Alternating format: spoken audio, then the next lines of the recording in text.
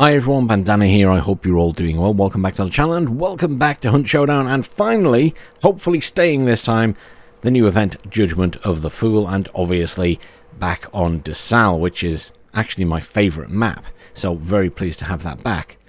Yesterday was a bit of a cluster biff. The servers obviously came up, and shortly after they came up, I attempted to log in to make this video, and as I tried to log in, the servers went down. So I may be the cause, I do not know, but the servers went down at like literally the time I was trying to get in, because I went and checked people's streams. So that was very depressing, and obviously very bad for the people who stream it on the regular, because they had a some extent bad day. I mean, they still had plenty of viewers while they were doing other stuff and watching videos, so at least people hung around. But yeah, what a mess yesterday was. And then today's been a bit of a all over the place as well, and then they took it down and put it back up, and well, here we are now anyway. It's up, hopefully staying this way. Anyhow, Judgment of the Fool. Let's have a look through the Battle Pass. As ever, you can upgrade and get the Battle Pass for 1,000 blood bonds, or you can pay extra and get some levels as well. I never really see the point. I think there's more than enough time to get the actual levels. And I mean, I'm not in any way, you know, someone who plays excessively. So I think it's definitely doable by doing the weekly challenges. The weekly challenges, however, are giving less points this time because it's going over a longer time. It's 90 days. I don't see the point in that. The whole point of people asking for a longer period was because people don't always have time to play every week or every other day or whatever and manage to get all of the weeklies done, etc, etc, etc. So reducing the rewards for those, for the people who just don't have that much time to play, it seems a bit harsh. I mean, it seems counterproductive. Why lower the rewards for the weeklies? Just leave them the same and let people have longer to complete it. It's not doing you any harm, Crytek, to let people finish the Battle Pass. In fact, it's probably good, because when people don't finish the Battle Pass, they don't bother getting the next one.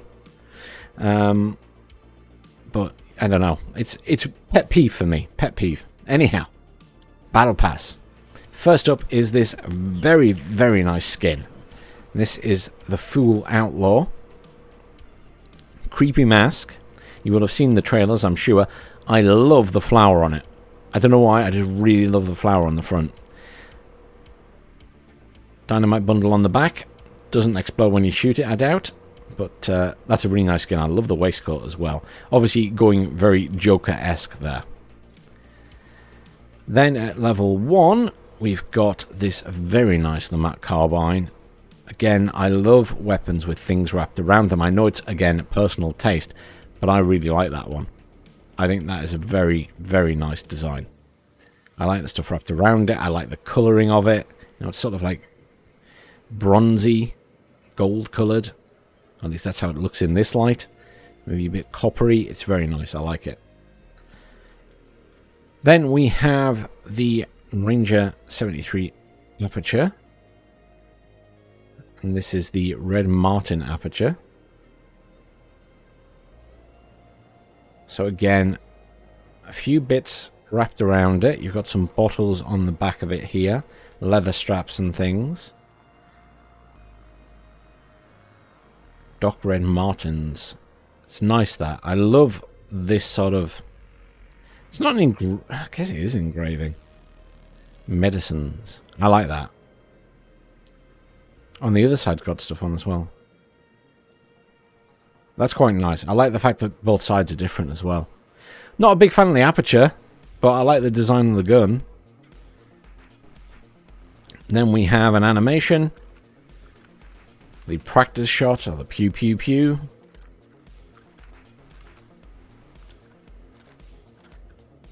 Next up, weak regeneration shot.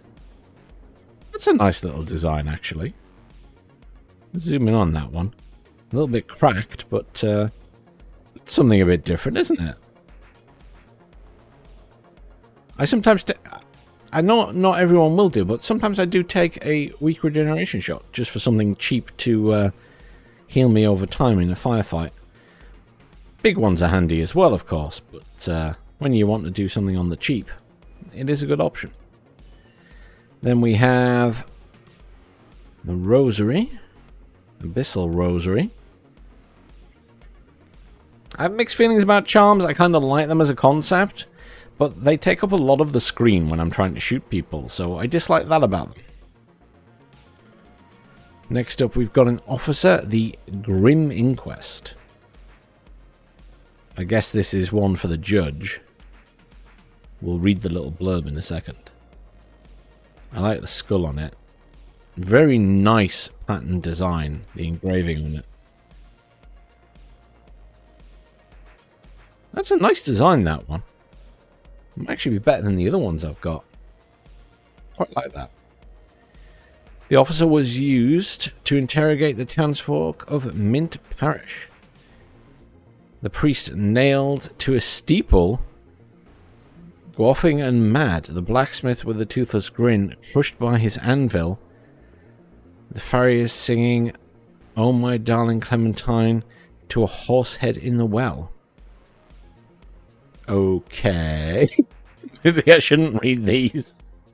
They're just weird. Then we got some blood bonds. Finally, there's 600 blood bonds in total. Then we've got another animation. So this is the Devil's Aim. I guess you get the reference. And then we have the Auto 5 No Clemency, which again, I guess, is one of the judges. Very nice. I like the skulls and stuff on the back there, and who I assume is the Reaper. On the skull on the front, look at that. Oh, that's cool. Skull on the back as well. That's a really nice design. I like that one. What does it say on the side there? Palladia Moss? When the pale judge sentences you, he presses the skull of his shotgun against your forehead. Here you can pray for mercy. Here you can feel the bones of the hundreds before you, ground to dust, mixed in silver, forever cast in fate. I mean, it sounds very cool. It doesn't say pale judge on the side, though. Which is a missed opportunity. Okay. Next, then. So, this is the Terminus Blind Justice, so similar to the other wrapping we had. For the Lamat Carbine. Again, I like the colours here. The colour on the metal and stuff. And I do like the wrappings. They're not the nicest wrappings of everything that's in the game, but I still like them. Some more blood bonds. Then we have a knuckle knife, the Dordian Cutter. I mean, a little bit basic. I guess the handle, where your hand would be, is quite nice, but you won't see that very much. Other than that, a little bit basic. It could, certainly not better than the ones I've already got. Officer Brawler, the Grim Inquest Brawler. Very nice. Look at the skulls on there. That is very nice. I like that one. Very nice. I do love an officer. Then we've got the Cursed Balance Charm. For those of you who like charms. I guess it's like supposed to be a curse that's wrapped on there. Then we have a Ranger 73 Swift. This is the Red Martin Swift. Okay, so same again, but without the with a different sight, I guess. It's just the iron sight rather than the aperture. I do think it's a nice design, though. I do think it's a nice design. I like the fact it's a medical one. Yeah, I quite like that. More blood bonds. Then we have another animation. This one is the Sightseer.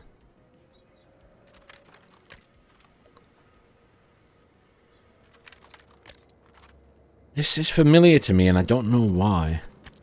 Let those who hide in the underbrush know they are soon to perish. I guess you're pointing at them. I see you there. Next up, ooh, a Sparks Crypt Seal. Ooh. That's some nice leather wrapping as well. Sparks remains one of my favourite guns. I feel like I can't shoot with it anymore, but it remains one of my favourite guns. That's quite nice. Yeah, I like that one. That's quite nice. Very sort of gothic. I like that one. Then we have the full fugitive version. So his mask has changed. He's now got a mask up here. His mouth is obviously still quite held open by these devices. Obviously change of clothing. Not sure what this is on the side there. It looks like some kind of torture device. Obviously looking a bit dirtier. That's another quite nice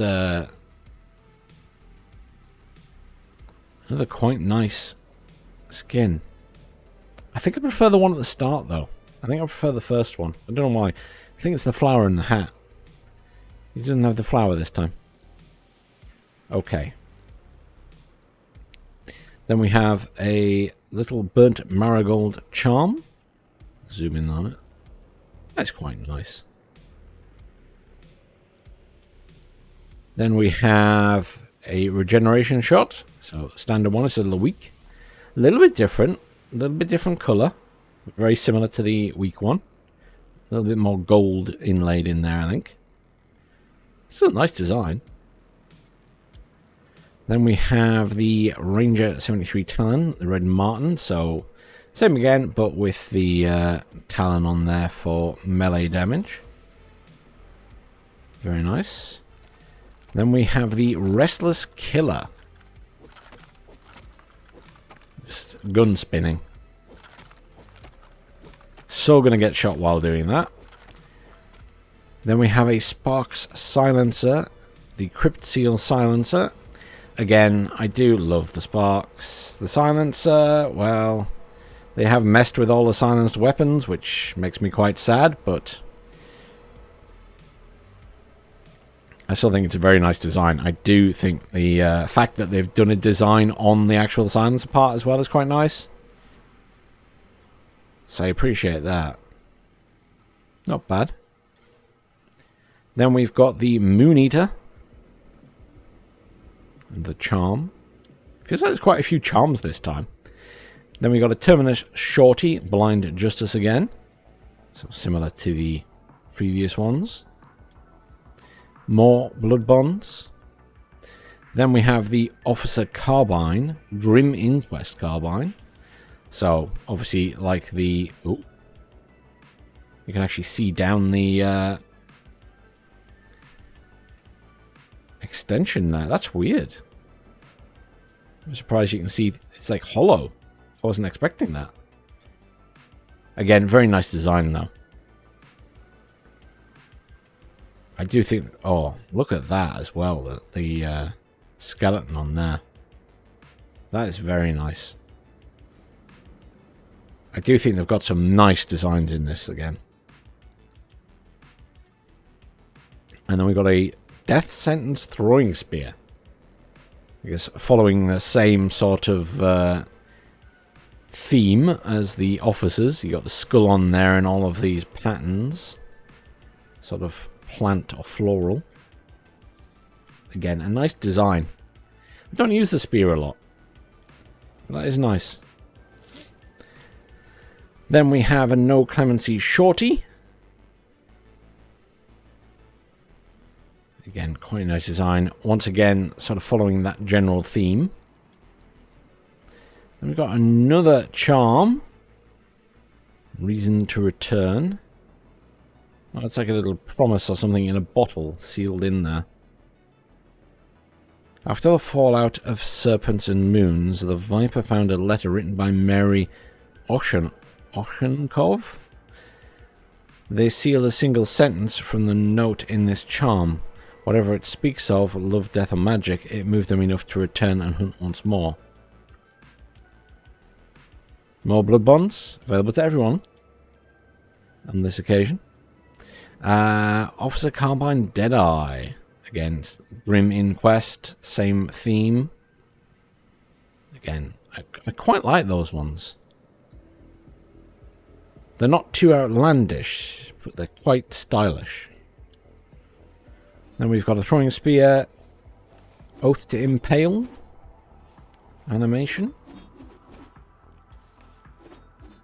Then we have a Lamont Carbine Marksman,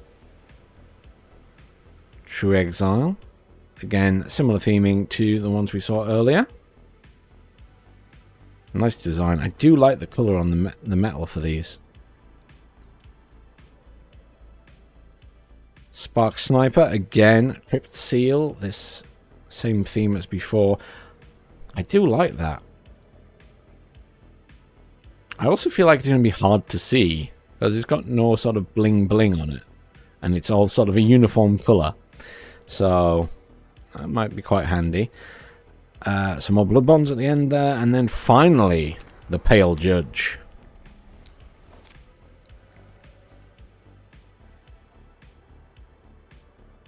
And a reminder that I always forget, all of the characters have the same hitbox, so it doesn't matter how big or small they are, they all have the same size hitbox. So I guess you could shoot him and possibly just miss completely. Something to be aware of. Could also be to your favour if people just aim at you and aren't really aiming for centre mass. And then if you finish everything else, then you can get this at the end. Sophia's Gift. I believe that's some blood of a cat in there. Yeah, Lulu rescued a cat from the mines near her gulch side cabin and named him Schubert. He spent long days exploring the tall pines until Buzzard lifted him off. Sophia tracked the bird. She imbued its blood in this charm's pendant so Lulu can keep Schubert's memory close. Did she imbue the birds or Schubert's? That I'm not 100% clear about. But there you go. So there's no new weapons this time and no new ammo types for any weapons. It's purely skins because they're focusing on other stuff at the moment in terms of fixing things and bugs and everything else. So they're planning not to add stuff this time round. But I think there's some really nice skins in there. There seems to be a lot of charms, which I'm not too fussed about, but I know some people like them. So more power to you if you do. There's plenty there for you. When it comes to... If we go to home, and if I just go to... Let's go to play. What I actually want is the weekly challenges. So the weekly challenges, as I say, you do get less for them now. So before they were like 1,000, and then you get 1,000 for the locked one. But the other ones now are 500, 750. They said up to 1,000. Obviously, some of them were 1,500 before as well. I don't like that. I feel like just extend the time. There's 89 days. I know. But, you know, people wanted a longer time to manage to complete it. And then if you reduce the amount of points you're getting again, then it just makes that all a bit harder again. So, I don't know. It's definitely 100% doable in the time for most people. It would be ridiculous to suggest otherwise at 89 days, but obviously it's just something to be aware of. Oh, this is new. You now get 75 event points with each one. Oh, so previously you got... Didn't you get 200? 200 points for the first one, or 250 points for getting to the first one? Now you just get 75 for each. So again, they're reducing the amount you've got if you don't play a lot. Now they're basically saying you have to play enough to get 8,000 XP. I don't like when they're doing that. Crytek, please stop doing this for people who can't play the game a lot. Why make it harder? It just means that they won't buy the Battle Pass next time. I don't know. I think that's really silly. Stop making it harder to get event points. You're only shooting yourselves in the foot doing it. Anyhow, other than that, do we have event details? Yes, we do. So, obviously, we've seen the rewards. There are traits. So, traits, Judgment of the Fool introduces a new trait called Catalyst. Equipping Catalyst trait unlocks additional effects for other traits. And I read through those in a bit more detail shortly, because I pre-recorded that part for the patch notes. They've added the Brute, who is not Ursa Mortis, but is the same as Ursa Mortis, and will be roaming around the maps. Pledge marks, you can have up to 6 pledge marks in total at a time. You get 1 for 25 event points collected, 2 for banishing the boss target, and 3 for becoming a sole survivor. You can also loot them off downed hunters. Then there are sealed rewards, obviously. So supply points, watchtowers, the hideout, the Fool's hideout specifically. Then there's loads of stuff there. And again, I'll talk about that in the patch notes section after this. Again, I'll be talking about all of these then, so we'll move on. Event points. So, let's go through these, because this is always important. It's nice to have it on the screen. Extract with the bounty token or become sole survivor. 30. Kill targets or activate Wellspring. 20. Loot any hunter for the first time. 10. Investigate clues or close rifts. 8. Kill meatheads. 5. Kill a brute. 5. That's the new boss, or the new mini-boss, new enemy. I don't think it's even a mini-boss, really. Destroy Orwellian effigies. So those are effigies around the map. You'll see them in-game. Kill the immolators. 3. Hives, Hellhounds, and Armament all give 2 each, so Hellhounds give you quite a lot. That's already 8 if you find a full set of 4. So that's pretty nice. I think that's reasonable. But that's the event details for the most part. Let's head into the patch notes section and talk about those bits and pieces, because some things I think are important. I'm not going to go through it all, though. But thank you for joining me. If you just wanted to look at this, I'll see you all soon. If not, let's continue. Okay, so that's the Battle Pass and most of the stuff in it. What about the patch notes, or at least the really important bits and pieces, because the patch notes are pretty darn long. Let's have a quick look through some of the important bits. So I guess it's worth mentioning the Fool's Hideout, which is the new location which will appear on the maps for this event. It includes a tower and various little tents and things around it. So you will find there a sealed bounty token, a full restoration kit, a trait wager spur, a master clue that reveals all the boss targets, and all event exclusive sealed scarce traits. Now, the single sealed bounty token obviously won't be there all the time, but when it is there, that's where it will appear. In addition, you will also find the 4-shot boon, experience boon, dark sight boon, a sealed cash register, and sealed ammo and tools, as well as what you would usually find at an ammo point. The trait wager spur is new, and this is found at the hideout. Each time you use it, you spend 1 pledge mark, and you will receive a random trait. It cannot be a scarce or burn trait, though.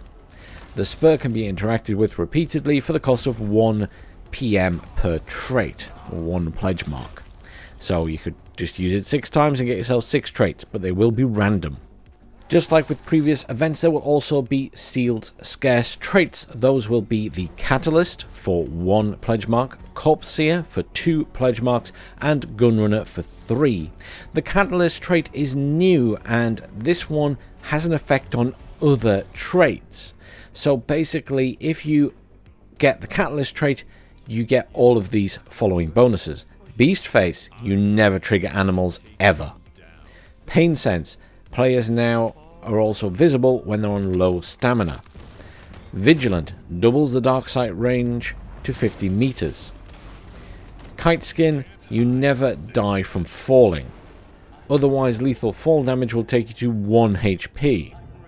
Frontiersman, as a solo player only, carried tools can be used 2 extra times instead of 1 extra time.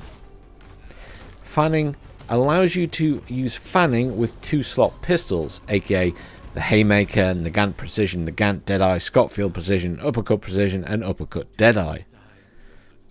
Corpseer, just to remind you, receives a Darksight boost when looting down hunters, and Gunrunner, you can equip 2 large slot weapons on your hunter, so you can run around with a Mosin sniper and a nasty Crown and King auto. Okay, next up, there have been some adjustments to gunplay, so specifically damage adjustments, for example. Hunter body part damage multipliers have been changed to these new values. The upper torso remains 1.3, the same as before. The torso in general is now 1.2, previously 1. Arms 0.9, previously 0.8. And legs 0.8, previously 0.7. These changes mean that at all ranges, damage to less critical body parts will now have a greater effect in firefights. In other words, you're going to take more damage. Or if you hit the enemy more than I do, you'll do more damage. The other thing they seem to have done is adjusted the damage drop-off for the different ammo types.